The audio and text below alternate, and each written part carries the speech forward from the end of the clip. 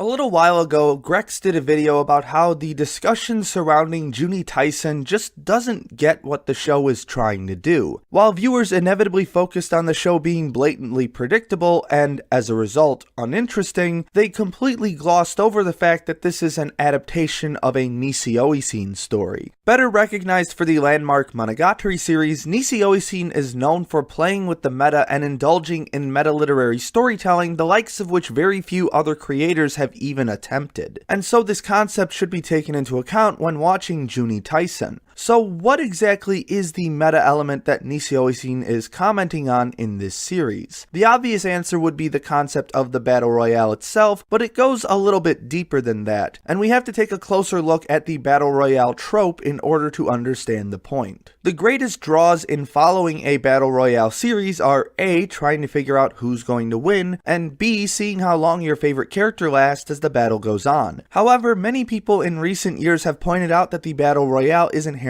flawed when it also has a main character. We expect the main character to succeed in the end, and thus the main character is often the winner of the battle, thereby taking away any surprise when that character wins. You could technically say that about any narrative, as having the main character win is the point of most stories, but the entire point of a battle royale is to see who wins and how they do it. So designating a main character creates expectations that we want the story to fulfill, thus defeating the point of the who's gonna win draw of the battle royale narrative. The few great examples of battle royales like Fate Zero overcome this with investing character drama and complex strategies, but the latter element often ends up being the downfall of lesser battle royale stories because it just gets too interwoven and overcomplicated, thus leading to a dissatisfying ending where the main character wins because he's the main character. Juuni Taisen mostly fixes this problem by not having a main character at all. The first episode appears to set up Boar as the main character, but having her killed off at the end of episode 1 immediately breaks this idea, leading to a greater sense of suspense as we wonder who's actually going to win. But again, this is Nissi Oisin we're talking about, so leaving it at that would feel like child's play compared to what he normally writes. This leads to the predictability part I mentioned earlier. As many have already noted, those participating in this battle royale are dying in the same order that they are presented in the credits of each episode, which just so happens to be in reverse zodiac order. Boar, dog, chicken, monkey, sheep, horse, snake in a flashback, dragon, rabbit, tiger, and ox, leaving rat as the winner. So if Juuni Taisen already succeeded in creating a more interesting version of the battle royale by removing a main character, but then immediately and purposefully undermined this by literally telling us the order in which the contestants will die, then what exactly is the point of this series? Well, as strange as it sounds, the point of Juuni Taisen is that it is pointless. And by pointless, I mean that what Nissi Oisin is saying is that the entire concept of a battle royale is ultimately futile and perhaps even a bit stupid. And he supports this idea with many of the deaths and backstories throughout the series. Take Boar, for example. We spend at least half of the first episode watching her desperately scheme and deceive her way into a position where she can fight in the battle royale, only to be killed off at the end of this episode by a psychotic rabbit wearing suspenders, high heels, and a fluffy speedo.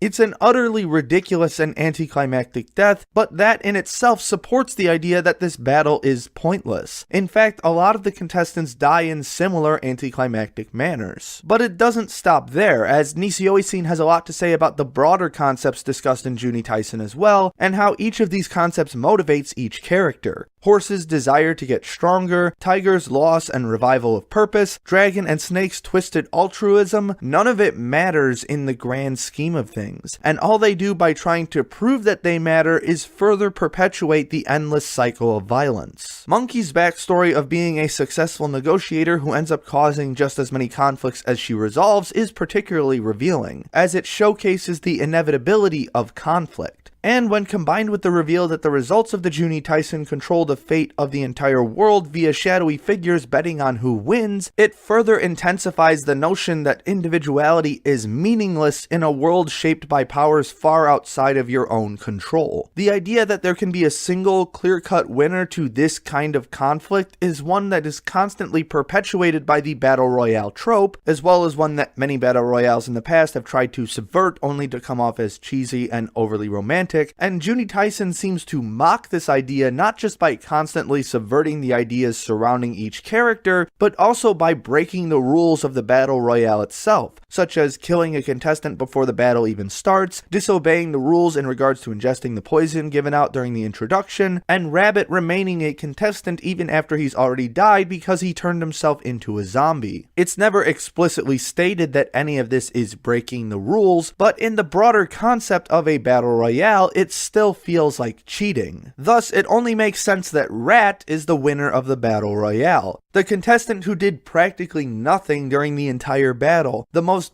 boring and uninteresting character in the entire show, whose only notable quality is that he likes to sleep, the one who represents an unyielding horde of plague-spreading vermin and thus has lived through this battle 100 times thanks to his special ability, the one who ends the battle not by his own means but through a technique stolen from another contestant, the one whose battle slogan reads as "killing everything," is the only one who could have possibly won this contest because it spits in the face of everything the battle royale stands for. It's not through a test of strength, skill, cunning, precision, strategy, or even luck that he wins, but instead through a special ability that's basically him cheating and seeing the best way that the story could be written so that he wins. Even the conclusion of the battle feels anticlimactic, ending in the penultimate episode rather than the final one. And then there's that final episode where Rat spends the entire time trying to figure out what the perfect wish would be, but quickly realizes that all of them have significant drawbacks that would make the wish unhelpful, and so the decision he eventually arrives at is to forget everything about what he just endured and the burden of his final wish. In the end, Rat wishes for stagnation over development. Nothing about himself, the world, or anything at all goes through significant change. Everything is essentially reset to zero, as if it didn't even happen. Juuni Taisen almost makes me feel like Nishioisin holds some level of disdain for battle royales as a whole, that he recognizes how pointless they are and how little they accomplish, that they seem to have strayed so far from their roots of being commentaries on the societies from which they spring.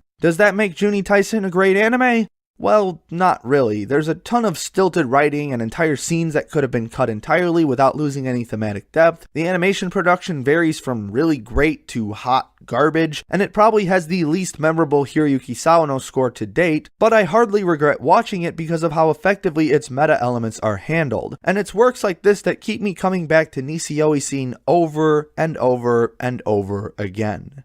Special thanks to Jan Rogalski, Rourke Tenjoin, and all my other patrons for their generous support. If you'd like your name listed here as well, along with access to other content such as a Discord server and patron-exclusive videos, check out the link in the description below. Thanks for watching, everyone. I'm sorry it's taken me so long to put out a new video. I've been sick with an upper respiratory infection for a little while, and you can probably hear in my voice that I'm still starting to get over it, but I'm going to try and put out as many videos before the end of the year as I can. Also, I have no idea when this video is actually coming out because I've lost so much time already, and I'm also prepping for a huge project in February, but hopefully it won't be too delayed. And if you enjoyed this video and want to see more, be sure to like, subscribe, and ring that little notification bell so you can stay up to date on all my latest content. Share this video around with people you think might enjoy it. Leave a comment below about what you thought and other topics you'd like me to cover in the future. Visit my vlogging channel for other random topics that don't make it into my main channel content. Check out my written articles over at Digital Fox Media, and don't forget to follow me on Facebook and Twitter. My name is Ember, and I'll see you next time.